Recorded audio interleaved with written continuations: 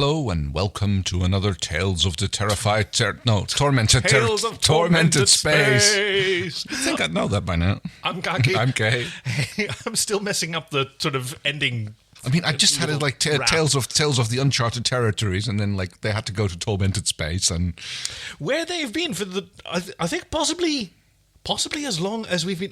How long have we been doing these fanfics? Oh no, we definitely did these before when it was still because we started it off as Tales of the Uncharted Territories. Yeah, I'm just thinking like which season did we start? I don't even remember. Oh, I think we started after season 2. All right, sounds about right. I think the first two seasons we did one a week, and then we at the beginning of season 3 we went to bi-weekly. Yeah. It's helped Farscape last this long, but now we've just watched Season 4, Episode 17, Constellation of Doubt. Mm-hmm. And we're following that up with another fanfic from the Terraformers Scapers forum. Mm-hmm. Once again, from their episode fillers section. Thank you so much. It was originally posted on Kansas, and it is written by a SETI fan. Well, SETI fan, really. Yes, as in the search for extraterrestrial intelligence? Yeah. Setting during ACOD. Constellation of Doubt. Oh, right, yes, that makes sense. Rating G, maybe PG for language. Spoilers up to WSS, PR3.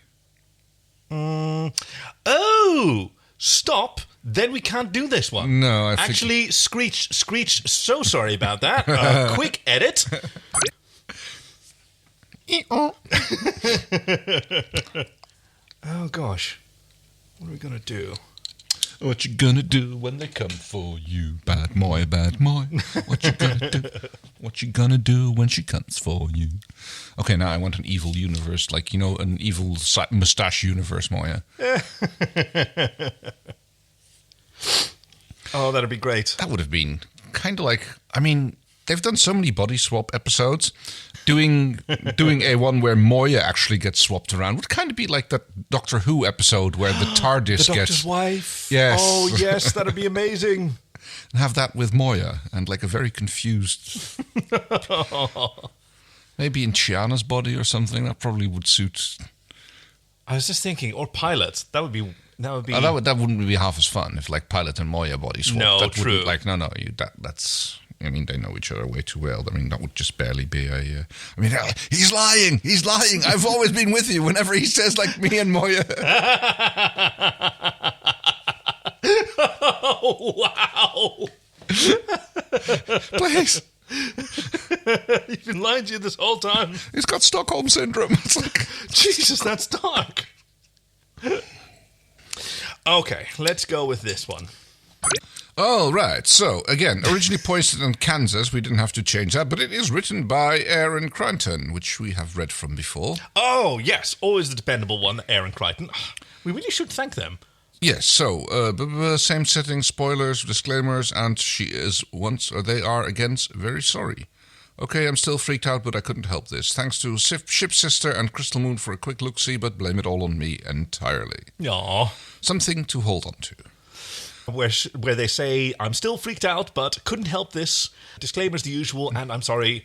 Didn't I just read that? Oh, did you? Sorry, I'm just barely catching up. Okay, I'm not used to having to like pick out a new fanfiction while we're reading one. I'm generally better prepared. Apologies. So, something to hold on to. The storage room on Tier 13 in the middle of the sleep cycle wasn't exactly the setting he'd imagined for this, but he didn't care anymore. It didn't matter anymore. The wares and the hows, he had to do it. Couldn't waste any more time. They'd been through so much. He'd put her through so much with his attempts to keep Scorpio from figuring out that Aaron's son was the key to John Crichton. She deserved something to hang on to. So did he. He paced back and forth, tracing a path around the storage crates, anxious, impatient, waiting for Aaron to arrive. God, he was a mess. His stomach fluttered, and he felt like a teenager on his first date. He strained to hear her footsteps in the corridor. Not that he would hear if she didn't want to be heard. Yeah, and also, she sits in corridors now. It's season 4, dude. She just sits down. He smoothed his T-shirt. What colour? Inquiring minds want to know. And tugged at his pants. Never mind that they couldn't possibly even be wrinkled, as tight as they were. Nice. He declared himself officially insane when he found himself using his hand to shine a dusty metallic plate so that he could make sure his hair was neat and he didn't have anything stuck between his teeth. He hadn't been this nervous centuries ago, back in the other life when he'd planned to ask Alec to marry him. Of course, he told himself wryly, you didn't know the universe was out to frel you then.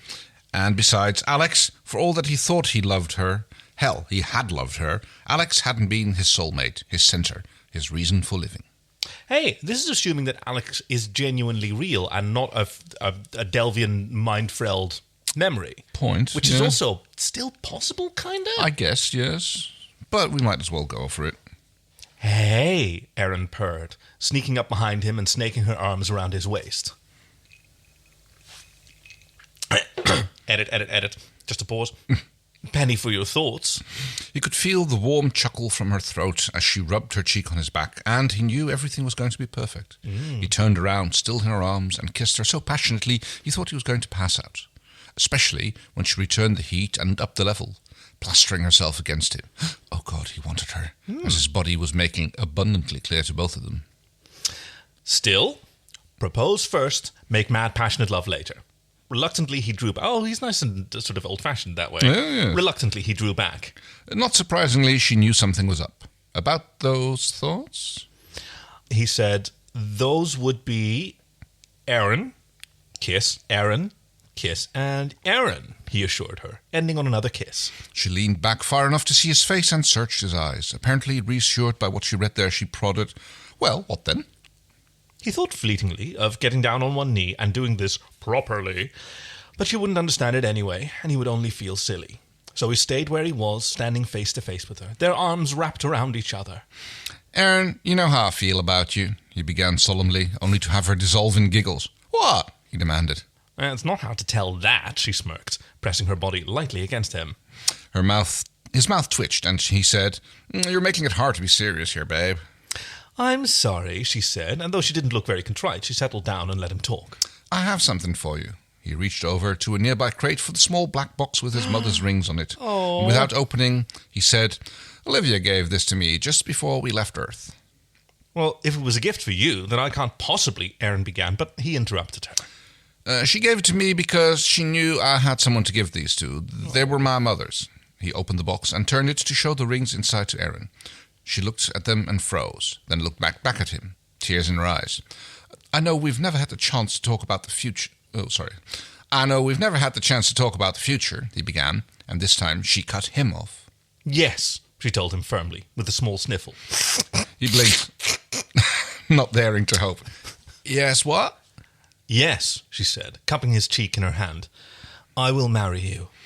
Heart flooding with joy, he leaned his head into her... Wow. He leaned his head into her hand, yes, and closed his eyes and said the first thing that came to mind. How did you know that was what I was going to ask? Oh, paranoid again. Yeah. Aeryn nodded her head at the rings and told him cheerfully, while we were on Earth, I watched a lot of television. Yeah, she sure did. Yes. It's educational. I know, right? But at the words television, his happiness and his future abruptly vanished into the shards of an improbably perfect dream. He jerked upright, all too bitterly aware that he was alone, in his darkened room on Moya, the sound of the television impinging slightly on his consciousness. Oh. Emptiness came crashing in over the remnants of the dream he desperately wished... Oh, shush it. Emptiness, edit. Emptiness came crashing in over the remnants of the dream he desperately wished had been the truth. Aeryn was gone. Oh. In the hands of Scarran butchers. Oh, no. And his mother's wedding's ring were exactly where he'd put them when he'd returned from Earth. He'd never even opened the box, much less shown them to Aeryn. Talks about the future with her. There was so much else to still talk about. It wasn't the right time. It was never the right time. Bad timing. Yeah. He dug the heels of his hands into his eyes, then tried to focus on the television set in front of him. The goddamn television Aeryn had brought for him. It mocked him now as he watched himself and his sister on the screen. Oh. She's waiting for you, Livy said on the television. Bless his sister for being so perceptive. Or maybe damn her for it. You think I don't know that, Olivia? He said to the image on the television, voice raspy from interrupted sleep. His stomach was hollow and his head was pounding, and it was never going to get any better, not until he found Aeryn, got her back. He stared at the screen until Aeryn showed up again, talking to Bobby, little cousin/nephew Bobby. It helped a little to see her there, or maybe it made it hurt more. No matter, he couldn't look away. Something about that damned documentary was trying to give him a clue. "Tell me where you are, baby," he whispered. "You know I'll be there in a heartbeat. Just tell me where you are." She was waiting for him. He was strong. He would hold on to that until he figured out the riddle. And someday, somehow, in some future where the fates were kind to them, she would wear his mother's rings. Oh, wouldn't that be nice? Wouldn't it be nice? And then she could indeed be AerynCrichton, if that's how Sebastian naming traditions work, or she decides to go along with it. Oh, thank you so much for this last-minute contribution. Oop, I have just, in fact, possibly just clicked it away. Which one was it? Something to Hold On To. That was the one, right? This was Something to Hold On To by AerynCrichton. Thank you so much for saving my bacon. We'll see you next week for Season 4, Episode 18, Prayer. Hey, I'm getting good at the math. As always, we're delighted to have you joining us for these Tales from Tormented Space. I'm Kaki. I'm Kay. Bye-bye. Bye-bye.